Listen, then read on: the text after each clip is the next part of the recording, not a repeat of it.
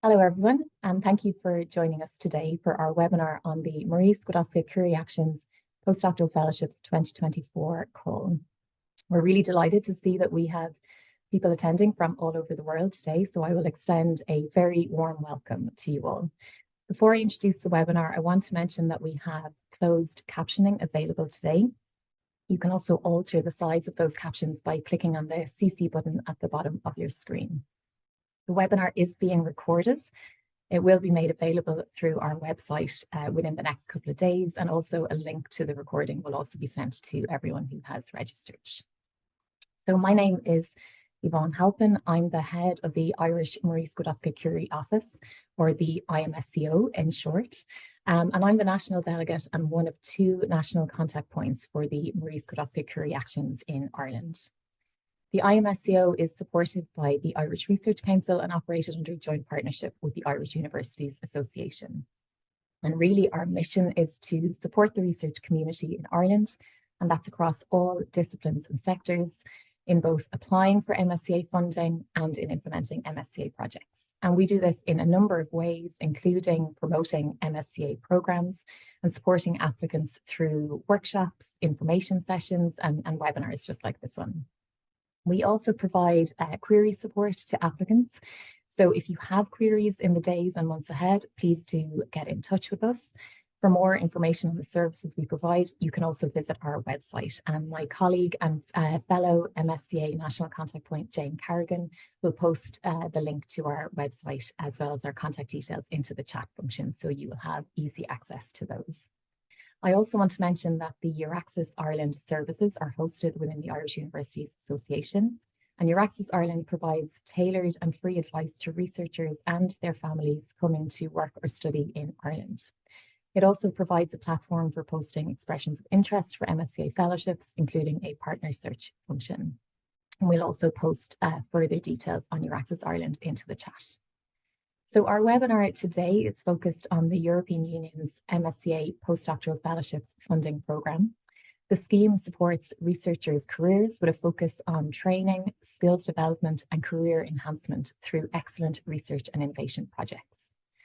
This is a session for potential applicant researchers, supervisors, and host organisations based in Ireland from across all disciplines and sectors, including, but of course not limited to, higher education institutions, research organisations, industry, civil society organisations, and many more. There will be a Q&A session after the presentation, so I invite you to please post your questions into the Q&A function. We'll address as many of those as we can today, and we also received some questions through the registration as well, which we will try to get to some of those. Of course, we may not get to every question, so I do encourage you to follow up with myself and Jane afterwards if your question wasn't answered today. So that brings us to our guest speakers, and we are delighted to be joined by our panel. And our panel includes Dr. Francesco Paolo Mancini from the European Commission, who will present an overview of the Postdoctoral Fellowships Action and the 2024 call. And following Francesco Paolo's presentation, we will hear from two case studies from Irish organisations. These include Dr. Mina Husseini, who is an MSCA Fellow from University College Dublin, and Professor Michelle de Strada, a Supervisor of MSCA Fellows from the University of Galway. So we'll begin with Francesco Paolo. So please go ahead and you can start to share your screen now. Francesco Paolo is a Research Programme Manager at the European Research Executive Agency. He is part of the coordination team in charge of the MSCA Postdoctoral Fellowships Programme.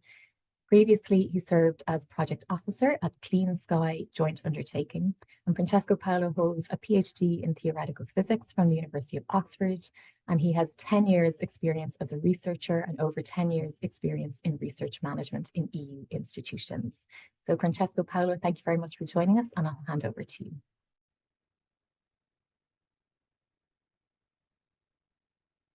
And I think you're just on mute, Francesco Paolo. Now it should work. Super, thank you. Okay, in the meantime, I lost my presentation. Yeah, here it is. Okay, well, thanks a lot, Yvonne. That's for this very nice introduction. Let's move to the first slide. So today I'm going to start just by talking you through very briefly what the Marie Skłodowska-Curie actions are, and then give you some more specific details about the postdoctoral fellowship program. So I'd like to look at the main objectives and talk to you through the eligibility criteria that will apply to the call that will open in April 2024. I will explain what is required of applicants, and I will briefly go through the evaluation criteria. And I've also included some data on Irish application in Horizon Europe so that you might be find interesting. And as Yvonne said, I'd be happy to respond to your questions in the Q&A at the end. So what are the Marie Skłodowska-Curie actions, or simply MSCA? So this is an EU-level research and mobility program that has been around since mid-90s. It is rather prestigious and is very competitive. So the MSCA attract a large number of applications, and we provide funding for all different career stages for researchers. And that's also part of the attraction, indeed. So there have been so far more than 120,000 researchers supported. So you will be in good company if you apply. So this slide, it's a very brief overview of what the actions look like under the current framework program, which, as you know, is called Horizon Europe. So as I mentioned, there is funding available for every different career stage. So for doctoral level researchers in the doctoral networks, in co-fund, there is funding available for both doctoral and postdoctoral research program. But today, so we are focusing on the postdoctoral fellowships. So as you can see, the budget is not so bad. It's for the 7-year period of Horizon Europe, it's just over 6.6 billion euro in total. The postdoctoral fellowship program for this year. So we have a budget of around 270 million euros to be confirmed. So this means that we will be able to find around 12 to 1,300 individual fellowships. So the call will close in September, most probably on the 11th. And as I was saying, it will open in April, most probably on the 23rd. So in any case, you will have more or less 5 months to prepare your proposal. So what is the objective? The objective is about really enhancing the creative and innovative potential of the researchers that already hold a PhD and who are looking to acquire new skills through advanced training international, interdisciplinary, and intersectoral mobility. So the mobility element here is important. It's a fundamental part of the program.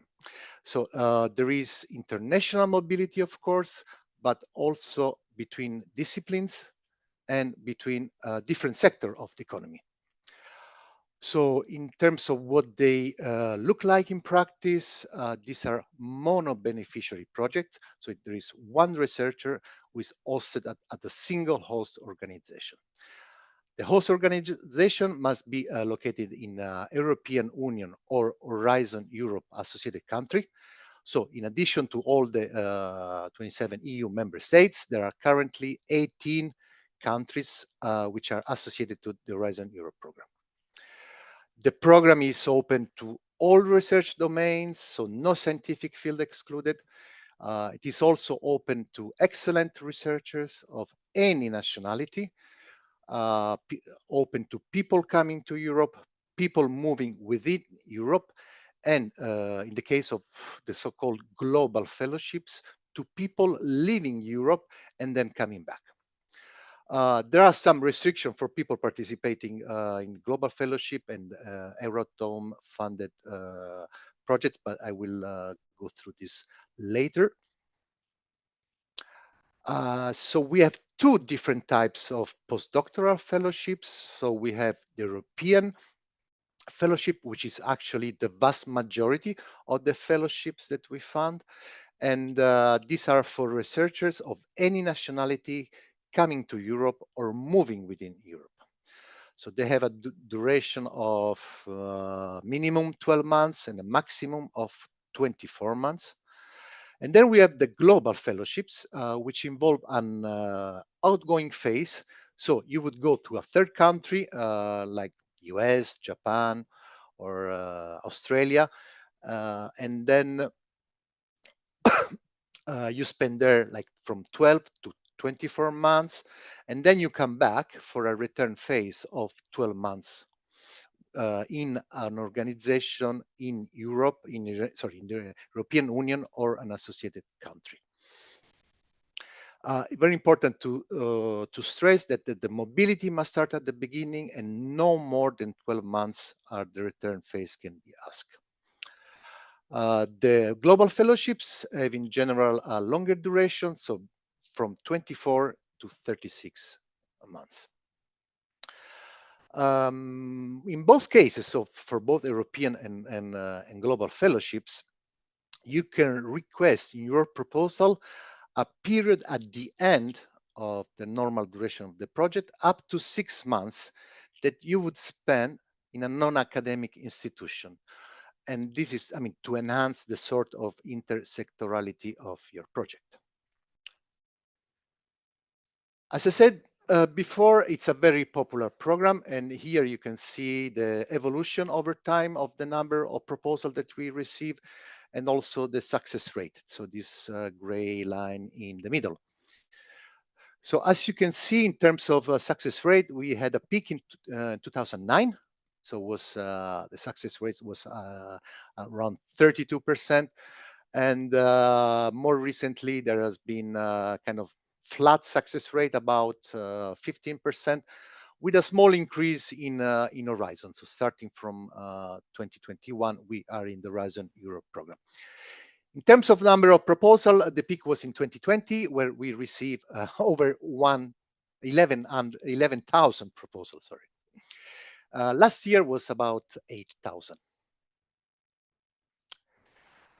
The key points. So about the postdoctoral fellowships. So first of all, you need to have a PhD in order to participate in this program. So basically, it's only for postdoctoral researchers, and this is an eligibility criteria. So to participate, you should have a maximum of 8 years full-time equivalent postdoctoral research experience by the call deadline. So that's counted from the PhD award date. But there are some exceptions I will explain later. It is, as I said, fundamentally an international mobility scheme. So you do have to move to another country to be eligible. And essentially, it is a training and career development program through research. So what you have to do, you have to propose a concrete research project that you will do. And then you have to integrate training and career development aspects into the project in order to further your research career. Non-academic placements are possible, as I said, at the end of the project for a period of up to 6 months. And we do encourage the undertaking also of secondments during the implementation of the project. So those secondments can take place worldwide at any institution in the world for a period up to 1/3 of the project. So in a, let's say, regular 24 months project, secondments can be up to 8 months. As I've already mentioned, 24 months maximum for European fellowships, 36 for a global fellowships, and then the non-academic placement. So just to look at the eligibility criteria in a little bit more detail. So as I said again, it's a program for postdoctoral researcher, and you must be in possession of a doctoral degree before the call deadline. So if your doctoral degree has not been awarded, but you have defended your PhD before the call deadline, then please make sure that that defense must be unconditional. So if there were any changes that were necessary, those must have been completed and accepted before the call deadline. And you might need to be able to prove that if necessary. For what concerns the research experience, there is a maximum of 8 years full-time equivalent postdoctoral research.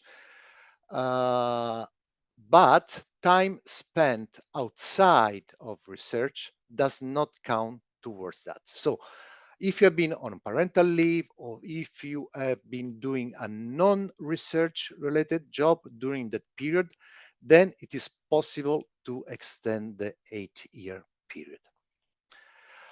So then there is the mobility requirement. So you must not have resided or carried out your main activity in the country of the beneficiary for European fellowships or in the host for the outgoing phase in the case of a global fellowship for more than 12 months in the 36 months immediately before the call deadline.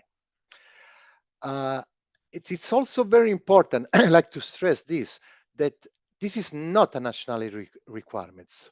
So you can undertake a fellowship in the country of your country of origin, of your nationality, as long as you have not been resident in that country for more than 12 months in the 36 months before. For global fellowships, there is also an additional requirement that you must be a so-called long-term resident of an European Union or associated country. So long-term resident is defined as 5 consecutive years of legal and continuous residence within that country at some point in the past. So not necessarily just before the call deadline, but at any moment for a period of 5 years in the past.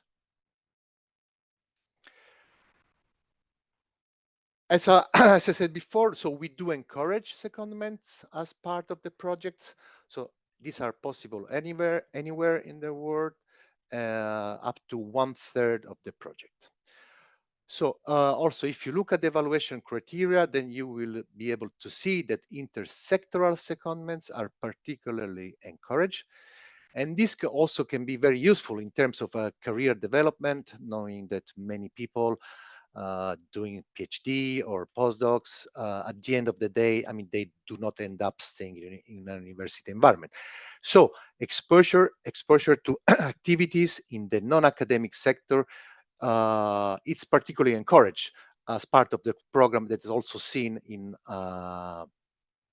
and this is also seen in a non-academic placement. So this is something that should be an integral part of your proposal, and you cannot add it at a later stage. So if you are thinking to go for a non-academic placement, so you have to include it in your proposal from the very beginning. Please also pay attention about the fact that it has to be non-academic. So if this is not the case, then such a placement will be discarded during the evaluation. Honestly, I have to confess that this has not proven to be very popular so far.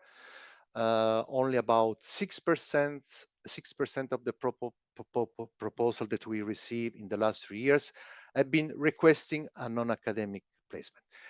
Of course, we do hope that this number will increase in the future. Now, I would just like you to make a couple of examples just to show you about the eligibility criteria. So how it works for an European fellowship. So let's take the example of a researcher with Irish nationality who was awarded a PhD in 2017 in the UK. Then they remain resident in the UK and they apply for a European fellowship in Ireland. So if we look at the eligibility, so the PhD was awarded before the call deadline, yes. Less than 8 years since award of PhD, yes. Has not resided in Ireland for more than 12 months. So in principle, this guy is eligible. So you see, is a national, Irish national, he can go back to Ireland if he has not been residing there for more than 12 months in the past 36 months. Let's go global fellowships. So in the second example of a global ship, so let's take the case, the example of an Indian researcher currently living in Ireland, and they've been there for the previous 3 years. So they have a PhD awarded in 2023, and they apply for a global fellowship with a host in France and an outgoing phase in the US. So the question here, so do they have a PhD before the call deadline? Yes. So it is less than 8 years? Yes. But the question is he or she a long-term resident in the European Union or associated country?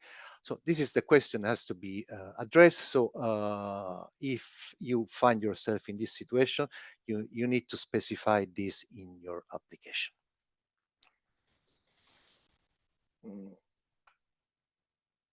So just to talk you through a little bit now about the evaluation process and some of the key points that might be interest to you.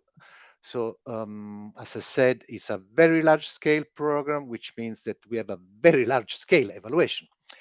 So each proposal is evaluated by at least 3 independent experts. So we have a very large scale, very large pool of experts that we draw upon to conduct the evaluation. So as you might understand, we can have up to 4,000 or even more experts that are involved in a single evaluation process.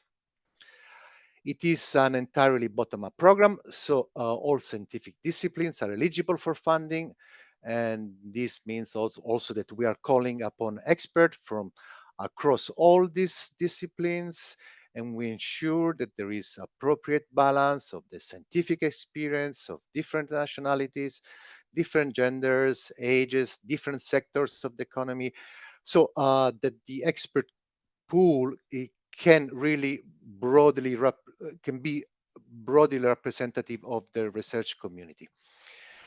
Then we evaluate the proposals in 8 scientific panels. And when you submit your proposals, you will be asked to select one of these panels. So we have chemistry, economics, engineering, environmental sciences, life sciences, mathematics, physics, and social sciences. And last but not least, so this is a single stage evaluation, so there is no second round, it's one shot. We commit to give you a funding decision within 5 months of the call deadline. And then there are like 3 months additional, there is a 3 months additional window to sign the grant agreement with your host organization. So it's the grant agreement is not signed with the researcher, but is signed with the organization hosting the researcher. Valuation process involves, as I said, at least 3 independent experts. So each of them will prepare an individual evaluation report. Then we have what we call a consensus discussion in order to draft the final report that you will receive at the end of the evaluation. We allocate proposals to experts based on the descriptors and the keywords that you enter when you submit your proposal. So it's really important that you get this descriptor and keywords right. However, even if you do some mistakes, we do have human beings checking that all the allocation is correct. So to do this, we recruit people like, let's say, senior experts. We call them vice chairs, and they are involved in the evaluation to control and make sure that everything is done correctly. So the key message of this slide is, please make sure that you choose the correct descriptors and keywords that accurately describe the content of your proposal. At the end of the evaluation, so the proposal are ranked and the funding is allocated based on the scientific panel.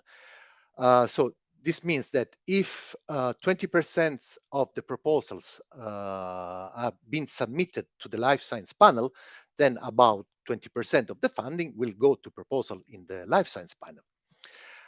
There is a separate ranking for the European and the global fellowships. Seal of Excellence is all proposals that score 85% or more receive what we call a Seal of Excellence. And in some EU member states, actually the Seal of Excellence is used as a way to provide funding to proposal. I'm not quite sure about the case in Ireland for MSCA. I know for other programs, maybe Yvonne, I mean, you can say something more about this. But in some other member states, showing that you receive a Seal of Excellence is sufficient in some cases to receive funding from national authorities within that country. New in Horizon Europe, and so it's also for this call, we have a resubmission restriction. So this means that if you already submitted a proposal in 2023 and you scored less than 70%, then you are not allowed to submit a proposal this year. And this was one of of the measures that was introduced to try to reduce the number of proposals that we receive. As I showed you before, in 2020, we received 11,000 proposals. So difficult to manage, I mean, honestly. For your information, there is also an evaluation review procedure. So if at the end of the evaluation, you are not happy with the outcome of the evaluation and you believe that there was some kind of error or something was not correct in the procedure, then you have the right to challenge the outcome. But you cannot just challenge because you do not agree with the expert. You need to see if there was a factual mistake or procedure were not respected. I won't go too much into the detail here on the evaluation criteria. These are outlined in the MSCA work program. At the bottom of the page, you can see the link. However, as I said before, this work program is on the way to be updated but not yet adopted. So it will be before the call is open. But so this is a hyperlink, so you can go there. But I mean, please bear in mind that it is not the one which will be used in 2024. There should be no big differences, but please wait for it. So do not start your preparing your proposal on the basis on the old work program. Generally speaking, so for what concerns the criteria, please do focus on the fact that 50% of your score will be on the excellence part. So those are really the most fundamental parts of the proposal. So you should focus on the quality and pertinence of the research objectives, the methodology, the quality of the supervision, training, etc., etc. But of course, do not forget to have an effective work plan and to plan to disseminate, communicate, and exploit project outcomes. So everything is important. Of course, excellence has a higher weight.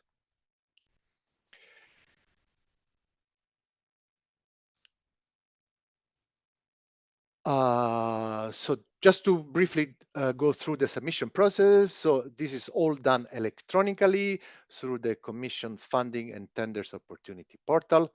When you start your application, you first have to provide your email address, the one of your supervisor, and select your host institution.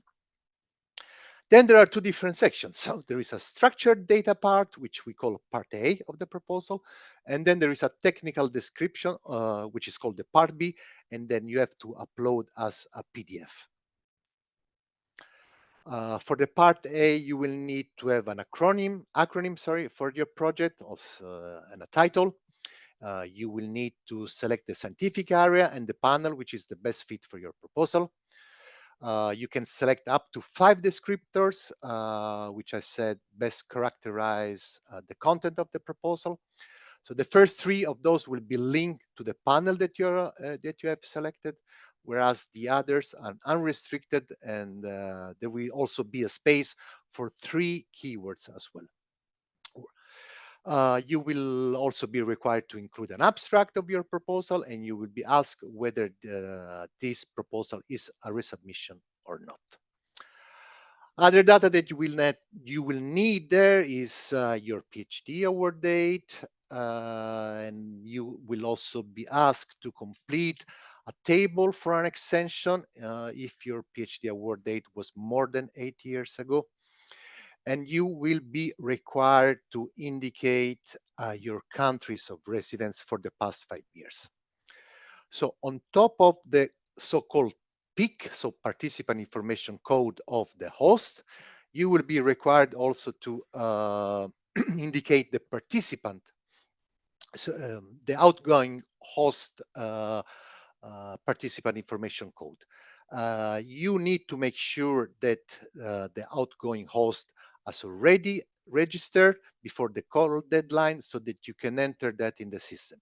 And this is, of course, very important. Otherwise, you will not able to add your outgoing host. And this is also the case for non-academic placement hosts if you are requesting one of those. The part B is actually 2 documents. So it's a part B1, which is the technical description of the project. There is a very important 10-page limit. You don't have to exceed that because any excess pages will not be visible to the evaluator. So those will be basically discarded and not taken into account. Font size should be a maximum of 11 points with standard spacings. And obviously we are trying to make sure that everybody has the same amount of content in their proposal. Please do follow the template, and the template again will be available on the call page once the call is launched. So you you will be able then to structure your proposal around that template. Part B2, there is no formal page limit. It contains the CV of the researcher, more or less 5 pages. And then there is also a presentation of the participating organization, so including the associated partners that are hosting, for example, a secondment or a non-academic placement. For the global fellowships, you also need to include a letter of commitment from the institution that is going to host you. Again, a template will be made available when the call is published. So this is very interesting for you. So funding levels, although to be confirmed, they might be increased. So that's very good news. But for the moment, so the figures shown here are gross amounts. So you can see that the living allowance at the moment is 5,880 euros per month. The allowance is augmented by a mobility allowance that everybody receives. If you have family obligation, then you receive a 660 euro more. The living allowance is corrected by a country correction coefficient that is applicable to the country of the host beneficiary. So very high cost country like Sweden, Denmark, the amount will be higher. Compare also to lower cost country like Estonia or Portugal. And this is just reflects the fact that the real cost of living in a country can be higher or lower. Then there are institutional unit contributions, which are made available for the implementation of your project at the host institution. And there are also, this is new in Horizon Europe, already possible to indicate at the moment of your application. There are additional amounts that could be, which could increase your allowances in case of a long-term leave during the implementation, or if you as a researcher have some special needs, so where you actually really require some extra funds or extra equipment in order to implement the project. Now, 2 more the funny minutes, part. Francesco Paolo. Yes, thank you very much. Okay. I will go very through all this. So this is success rate for the Irish institution, which is a bit in Horizon Europe a bit higher compared to the general one. These are the favorite destination of Irish nationals. So you see that UK is the one with the more application. This is about submission, not about grants. In terms of Irish researcher, so 60% are male, and the favorite scientific panel is social science, almost half of the number of the proposal in the 3 years of Horizon Europe. In terms of Irish hosts, so they do attract many people from Asia, and in terms of scientific panels, so they offer the research done in Ireland, SOC, life, and engineering are the favorite subjects. Very briefing common errors. So I'm not sure I have the time to go through all of them.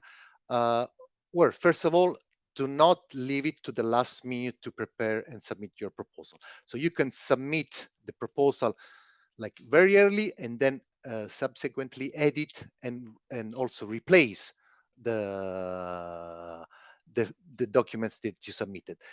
So this is very important. Do not go to the very last minute. Do not exceed the page limits because, as I said, they won't be visible by the expert. Please make sure that you are respecting all of the eligibility requirements. So, because otherwise you will spend a lot of effort in doing something that it will be declared ineligible. Do not miss the letter of commitment for global fellowship. So this is very important. Without the letter of commitment, the proposal is not eligible. Do not confuse secondments and non-academic placements. Secondments can be anywhere in the world. During the project implementation, non-academic placements are in non-academic organizations and only at the end of the project up to 6 months. Do not use too small fonts because then, as I said, we will check this. And if we find that there are too small fonts that where you want to include more text, then we will ask you to send an updated version. Call planning, as I said, these are, sorry, but still to be confirmed dates. In terms of evaluation, we will start in October and finish by January 2025. We will launch the grant preparation, so we will inform the applicants in February 2025. And the project can start from April 2025 up to September 2026. Very last slide. So I'm sure that Yvonne will make these links available to you. But these are places where you can get guidance.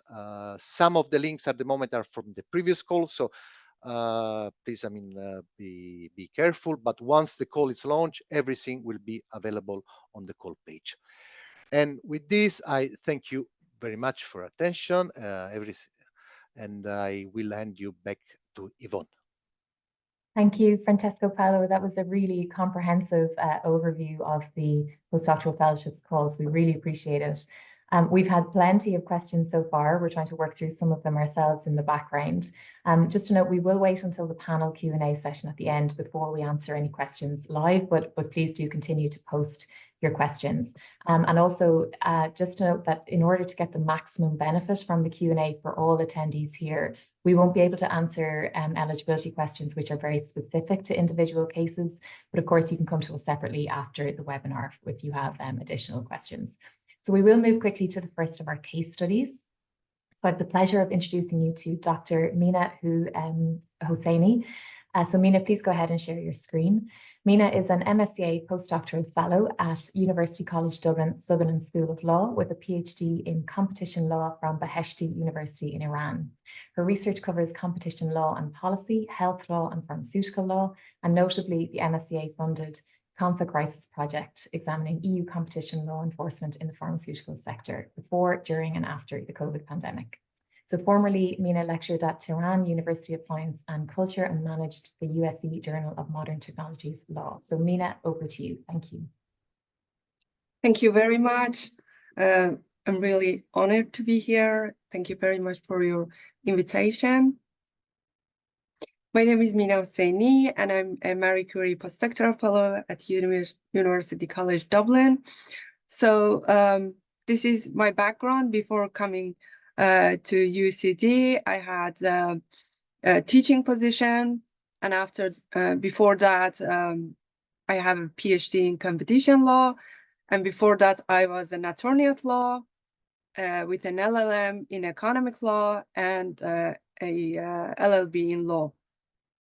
So my project, Comfa Crisis, is about the enforcement of EU competition law in the pharmaceutical sector before, during, and after a health crisis, a case study lesson learned from the COVID-19 pandemic. So the first thing for me was how to develop an idea. The first important thing in a Marie Curie proposal is how to develop an idea. So in my experience, follow the trends and based on real world challenges was one of the important things. So identify critical, innovative, feasible research questions. For example, at that time, the world challenge was just COVID. So COVID is not a trend now, maybe some trends related to real world problem.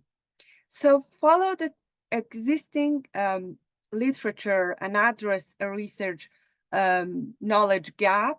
So by brainstorming with your colleague, attending conferences, reading papers, and also considering the EU priorities and ensure alignment with the UN Sustainable Development Goals. So these are some tips and tricks for finding and for developing an idea.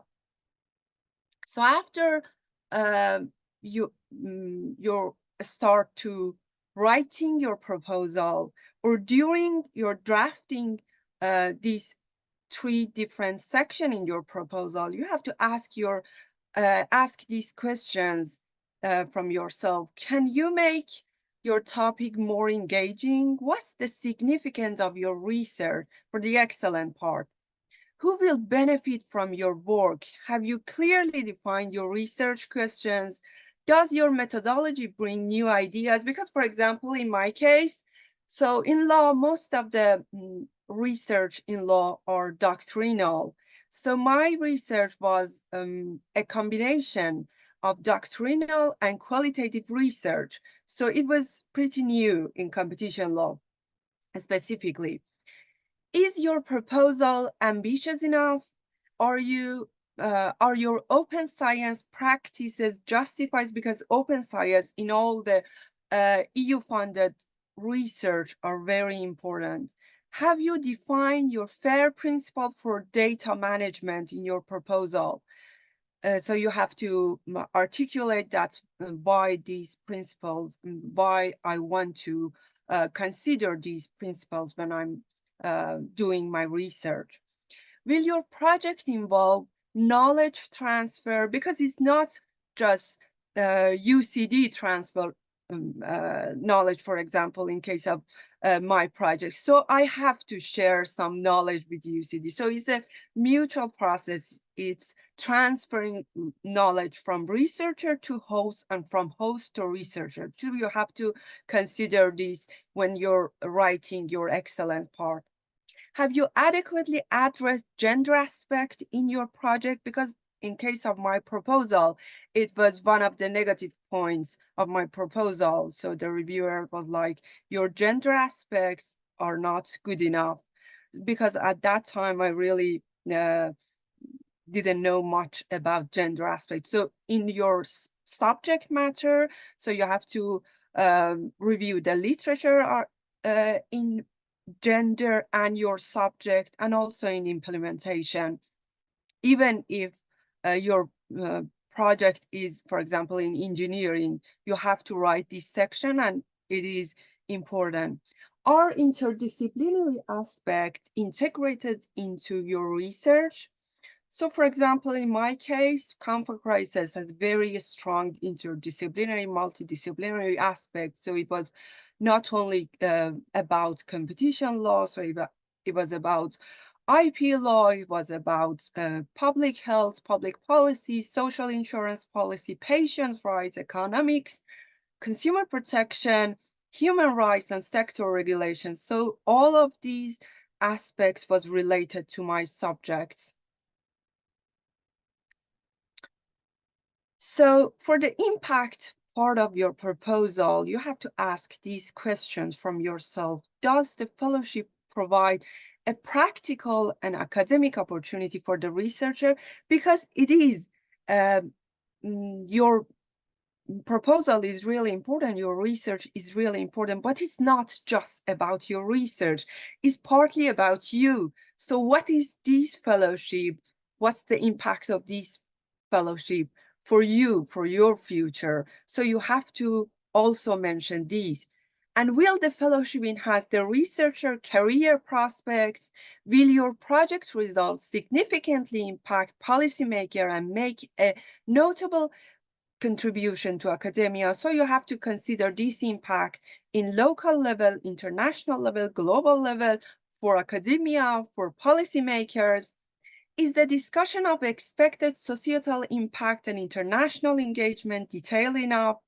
And details in each part of these proposals. So for example, when you're talking about impact, you have to be very much detailed about what's the impact of these a specific research on this area, not about just your field in a broader term.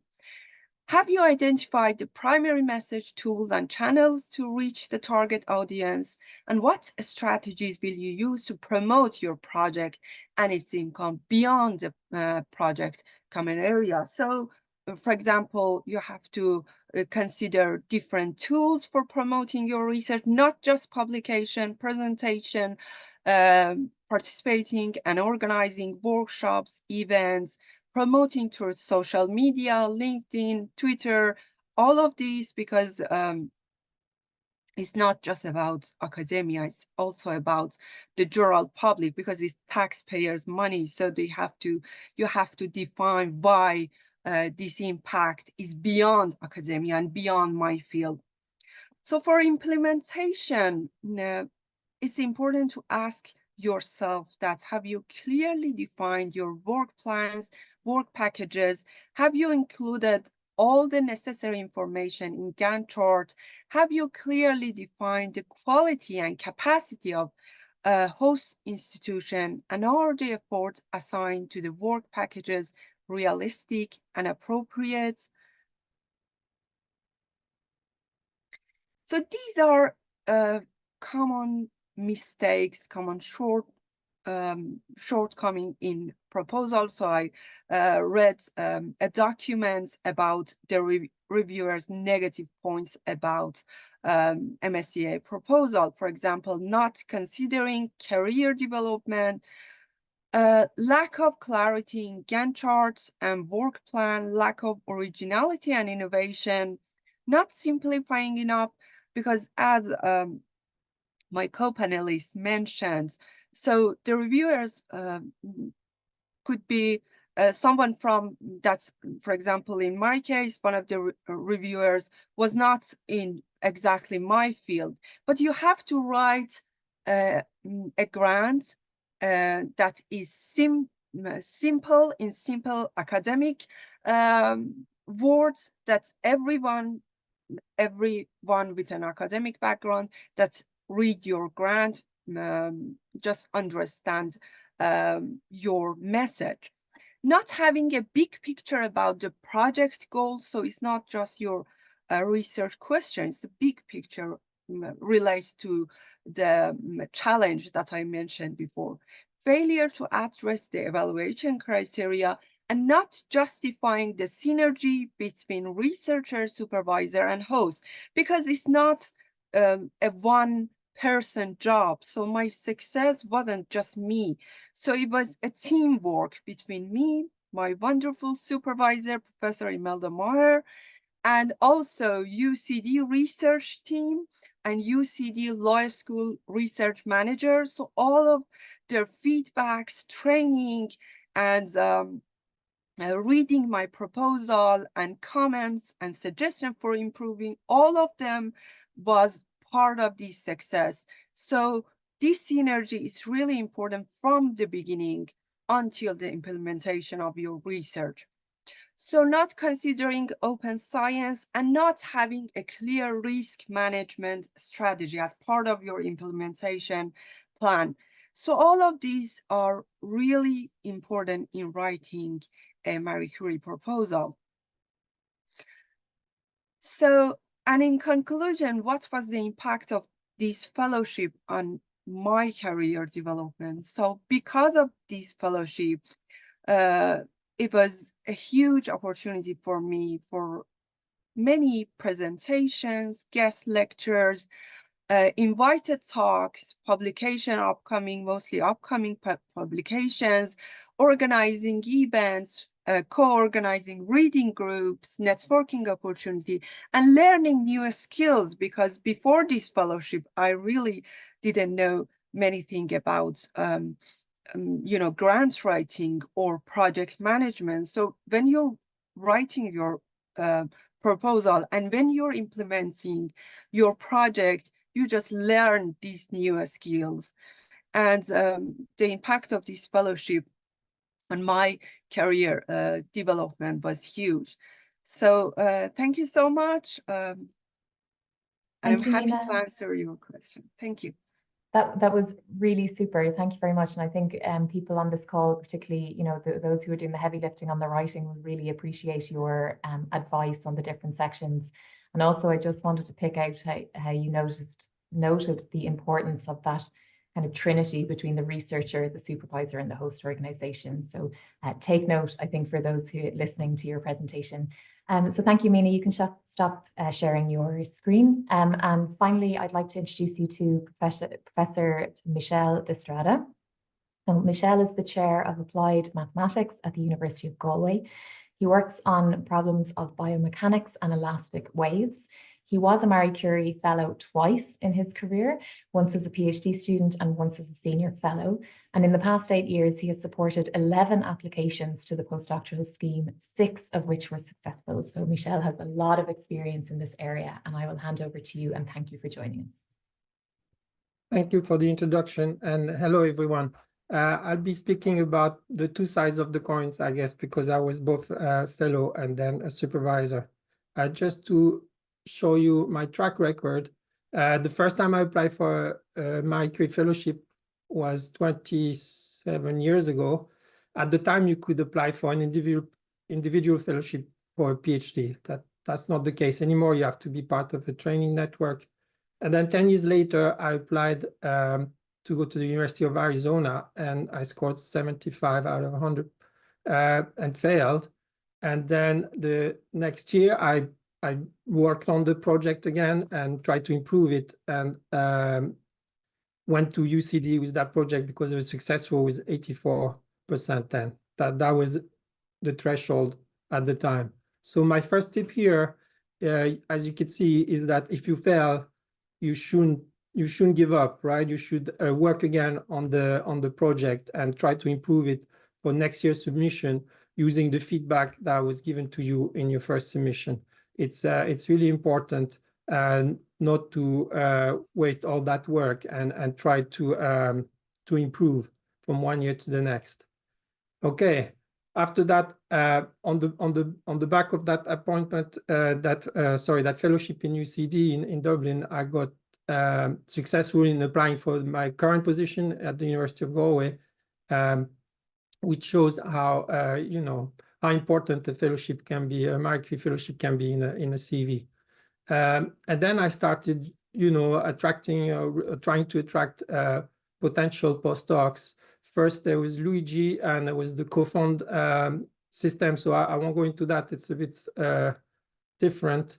But then in 2016, I applied with Valentina applied with me, and she had 92%, which was the threshold at the time, and was successful in her bid. and she eventually came to Galway. My tip 2 here is that it's perfectly possible to apply straight after your PhD. In fact, Valentina, I remember she defended her PhD 1 or 2 days before the deadline. And she had, like Francesco Paolo said, unconditional report after the defense. So it's perfectly possible to be a competitive candidate. Of course, you need to have, I don't know, high quality outputs in maybe in high quality journals, and you need to make a case, and you need to come up with a good project, but it does happen. After that, she also applied for the IRC postdoctoral fellowship. Sorry, at the same time, she applied for the IRC postdoctoral fellowship, and she was also successful. So, and she then declined it to come for to Galway. And then the next year at YIPIN, who applied for the IRC and the Marie Curie and was successful at one and not the other. So here my tip is that you know, you should, when you come up with a research proposal, you should maximize its potentiality, and you should really try to you know, apply to as many grants as possible. So I'm talking about the IRC because that's the case in Ireland. In other countries, there might be other postdoctoral schemes that you might be able to apply to with the same research proposal. As you know, there's no copyright on research proposal. If you're successful in several, then you just pick one, and otherwise you're allowed to apply to several schemes. Okay, then in 2018 we tried again now with Suhail, and he got up to 80%, which wasn't enough. He would here my tip is that in this case, the main reason why it didn't work is that we only gave it 1 month, right? He contacted me really close to the deadline. We only had 1 month, and I can tell you that it's not enough. 1 month is not enough. You need at least 2 months, and even 2 months will be a bit tight. I would say at least 3 months to get familiar with the whole process and the whole spirit of the grant. So Suhail is okay, by the way. He got the job eventually. In 2019, and oh, sorry, I can't read now. Oh yeah, we applied to the IRC with Harold and Bin. They were both successful. And then, oh, sorry to type here. And Bin also applied to the Marie Curie, and now it required 94% to get successful. I think it was just at the border between success and unsuccessful. So as you can see, the threshold keeps going up. Eventually it'll be 99%. I don't know how that's going to work out. And then Harold also applied for the Marie Curie a year later. He had been in Ireland for less than a year by the time the deadline came. So he was able to also become a fellow of the Marie Curie action. Okay, my final study case is with Wanis. We tried in 2020. He failed with 68%. And now, apparently, it seems that he wouldn't have been able to reapply. At the time, there was no restriction on this. So he reapplied the next year, and he really paid attention to the feedback. And the other tip I want to tell you about here is that there are trends. You know, Mina talked about trends in science and in research, but there are also trends in the evaluation. You know, sometimes one is failed the first time because he was told that the project was too ambitious. It was too busy. There was too many tasks, and it was unrealistic to expect that. This is a trend that came up recently. Before that, it was okay to be very ambitious, and if you could have a consistent narrative, there was no problem there. So there's always trends that keep coming up, and you need to be aware of them. Similarly, there might be new parts that fill in. Now you have to talk about gender issues, data management plan, open science, and so on and so forth. Every year there's something new, a new fashion that comes up, and you need to be aware of it. Okay, now talking from the point of view of supervisor, is it worth all the effort? It's true that it is a lot of work. You really need to engage with the applicant and with your institution to make a competitive proposal, because it's not only about the excellence and the science that maybe the candidate will take care of, it's also about the implementation and the impact. And for this, you need to step in and talk about, you know, your own record, the institution's record of supervising and hosting and so on and so forth. It's a lot of work and you need to engage with that. But I think it's worth it. In my opinion, it's worth it because in my very case, it's helped me to grow my research interest and diversify in my field. I can honestly say now that, you know, 3/4 of my current research is a consequence of those fellowships. Because remember that the fellow comes to your institution to learn from you and from the institution, but also they bring something to the institution. And so you have to write a proposal that will show this, and in the end, you do learn more. Of course, it's also good from the career point of view for your CV and so on, to show that, you know, you have a successful record of grant application, grant success, supervision, and so on and so forth. Now, from the point of view of the applicants, you need to find a good supervisor. That goes without saying. How are you going to do that?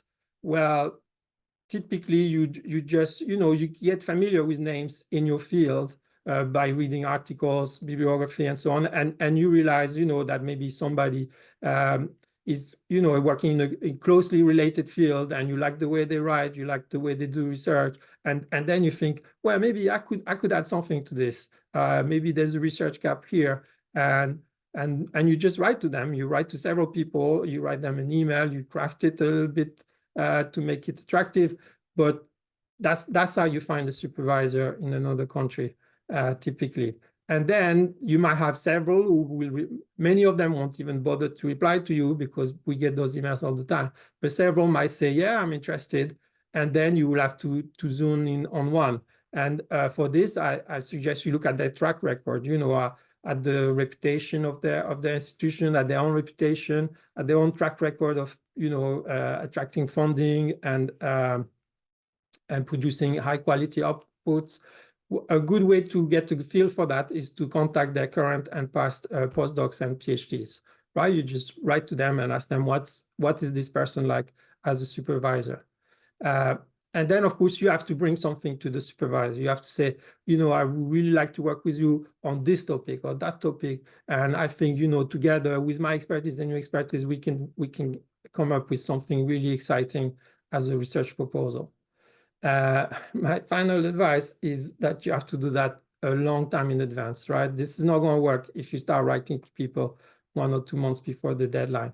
And then it'd be great if you could prepare a complete draft way in advance, 2 months, even maybe 1 month, but I say at least 2 months before the deadline, because then you can ask for feedback. You can ask for feedback from the office, from the research office in your institution, in the host institution, from peers, from people who have been successful, and so on. And you learn a lot from the feedback. There are many points that will have, you know, gone under the radar that will come up here. Okay, further tips. I can't remember what I was meant to say here. Let's go on to the next slide, final slide. Then you have to think about your whole trajectory, right? So here I wrote hard work. Yes, if you don't work hard, you won't be successful. But if you work hard, it's not a guarantee that you'll be successful. Everybody works hard. And in the end, it's down to tiny changes. 0.1% will make the difference between success and failure.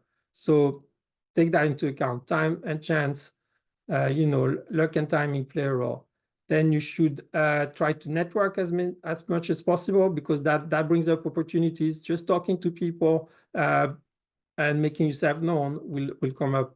And I recommend this book here, Network for Nerds. Has helped me a lot. You should also keep in mind that the chance of you getting a permanent academic position is quite low, and you shouldn't just focus on the academic trajectory. You should also learn skills that will make you employable in the industry. You should work on your writing. Here, I guess I'm old school. Nowadays, you can use AI to improve your writing. And basically, you should try to train and upskill. That also applies to projective supervisors. Here I give you another reference, a short book of less than 100 pages, a very good book that's really an eye-opener on what your career will be after a PhD. And here I recommend this YouTuber here, Andrew Stapleton. I think he has 250,000 followers. He has very instructive videos about all these aspects, including how to use AI to identify research gaps. I thought that they were very educative.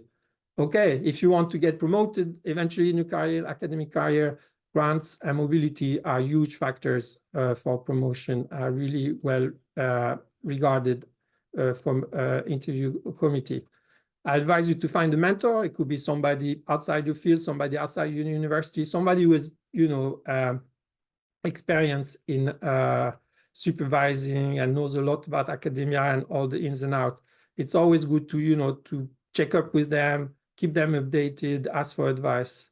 And finally, my final piece of advice is be nice. If people are nice, you remember them. And if you're nice to others, they'll be nice to you. And in that way, you create a reputation and people will come to you with ideas, with grants, with proposals, and so on and so forth.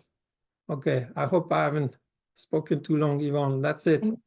Thank you, Michel. That was fantastic. Thank you. I really appreciate the recommended reading. And I was just struck by one of the perks for being a supervisor is that 3/4 of your current research can be linked back to the fellowships, which I think is really staggering and a great benefit of being a supervisor. So I'd like to welcome back our panel members. Q&A has been super active and unfortunately we will definitely not have time to get to all of them. We'll try and get to a few questions here, but of course I just remind everyone that if you still have questions after this, you can of course come to myself and Jane by email after the call, and our contact details are in the chat. Francesco, a couple of questions which I might just start with you. These have come in through the chat. Should say a kind of, I guess, a clarification on secondments and global fellowships. So there's a question which says whether mobility, and I guess the outgoing mobility in a global fellowship, whether that needs to start immediately or is it possible to spend a little bit of time in the European host country before going out? No, so it's compulsory to start from the very beginning, the outgoing phase, apart if you do a secondment. So a secondment, which is an integral part of the outgoing phase, can be started from the beginning. And I might just stick with you, Francesco, for two more questions. There was a request to provide an example of a non-academic placement, and someone has asked, like, could it be an NGO, for example? So you might just speak to the types of organizations that can be involved in a non-academic placement. Sorry. Yeah, so the question was, which type of organizations can be involved in a non-academic placement? Anything which is not academic, that would be the easy reply. But anything which really fits with the research activities that researcher would like to carry out. So there are no specific. So as long as it's not a university, it's not a research center, something which is not academic, anything can work, and it's up to the researcher to prove that is indeed relevant for their future career. Thank you. And just one more, Francesco, Paolo, if you know the answer to this, if not, the person can follow up with us afterwards. There's a question about long-term residency and whether the 5 years of the long-term residency rule need to be within the same EU country, or could they have been in different EU countries? Yeah, okay. Yeah, so there is a directive, a EU directive about this. So maybe either I can send you the link or well, easy to find it anyhow. So basically, the status, a long-term resident status, is granted by one single country. So the 5 years has to be, it's one country which is granting the researcher this status. Thank you. And I know that the MSCA work program explains long-term residency, and I think that within the work program, the link to that directive that you're talking about, I think, is if not, I will send it to you. Yeah. So Michelle, I might come across to you for a second. In the questions we received in registration, we received a couple of questions around how applicants, as in the researcher, should judge if their CV and their research experience is competitive enough to apply for the call. And I wanted to ask if you had any thoughts about this, and particularly in the people who approached you to ask you to be a supervisor. Well, typically you contact a potential supervisor, and it's for them to see if they're interested or if they think that your CV is competitive or not. This has happened to me several times. You know, I look at outputs, I look at CV and reputation of the institution and things like that, and then I write back. I say, yes, I'm interested. If I think they have a small chance, just a small chance of success, I won't engage anymore, because it's so much work. You have to believe in that person. So it's all about, you know, in a way, selling yourself when you contact potential supervisors as best as you can. Thank you. And I know as well, of course, you know, researchers applying will be different in terms of how many years post-PhD that they actually are. And as part of the application process, the researcher needs to articulate the relevance of their experience for where they are at their actual career stage as well. And the evaluators will take that into account. Absolutely. Mina, I will come to you now, actually. And Michelle, in his presentation, gave great tips about finding a supervisor. I wanted to ask if you have anything to add on that from your own experience. We often get asked from people, how do you find a host, or how do you find a supervisor, and one that is a good match for you? Thank you. Yes, as Michelle said, you have to find your research interest, and also you have a clear subject in your mind. So my suggestion is just write, not if you don't have time to write the whole proposal, just 2 or 3 pages with all the important parts. And after that, just look at the university's website, their profile, and who is the best match for your research interest and for your research question. And after that, after sending your proposal with a cover letter and your plan to applying with the host, so you can ask just for a 15-minute Zoom call, explain your proposal to them, because as Michelle mentioned, it's just too much work also for the supervisor. So it's just not something that you can write the whole thing by yourself. So your success depends on the supervisor. So yeah, it's my tips for finding. Yeah, because in my case, it was just like that. So I emailed my supervisor, and I knew her before through her works. She didn't know me before that, but she was just like a superstar in my field. But I was lucky because she was so supportive. So she asked for a Zoom meeting, and I explained to her that why I want to continue with her in this specific research question. And she was interested because she was interested also in interdisciplinary project. So as Michelle mentioned, so previous grants, previous postdocs, previous Marie Curie in their university profile, they can show you that who is the best person to apply with them. Yeah. Thank you. The time is going way too fast. Francesco, Paolo, I might just try and squeeze 1 or 2 more questions in. We received a question which is relevant for resubmission, so people who applied once and want to apply again the next year. There's a question about the evaluation process and whether the expert reviewers are given access to the evaluation summary report from the previous year's proposal, or whether it's completely independently evaluated. No, at the end of the consensus phase, they are given access. But of course, I mean, like who never knows who are the new expert evaluators. So it could be one or two who already evaluated in the past year. I mean, the status of the art can change from one year to the other. So there are unfortunate cases where in a resubmission, they do take into account some points, but probably didn't do a good job with others. So it happens, unfortunately, that sometimes the resubmission score is even lower than the first one. So they are independent evaluations. So the outcome could be different.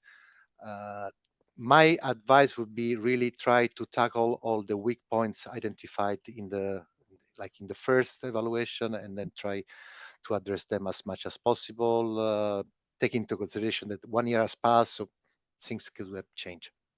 Yeah, agreed to. We advise to approach the proposal as a whole again. I'm afraid that that's all that we have time for today. I really want to thank you all for joining us, and I hope that you found it informative and useful. And I'd especially like to thank our panelists for so generously giving us their time today. Reminder that a recording of today's webinar will be made available on our YouTube channel, and a link to the recording will be sent to everyone who's registered. Also, if you'd like to hear more about more case studies from Irish organisations who've been successful in the MSCA Postdoctoral Fellowships, you can take a look at our previous webinars on our YouTube channel. And then also finally, just to let you know that the IMSCO will deliver a two-part proposal writing workshop for applicants who are applying to the 2024 call with a host organisation in Ireland. So that'll take part in early June. And we'll advertise that via our networks in Ireland and our social media. But for now, I wish you all a very pleasant morning, afternoon, or evening, depending on where you're joining us from in the world. And I look forward to speaking to you all again soon. Goodbye for now.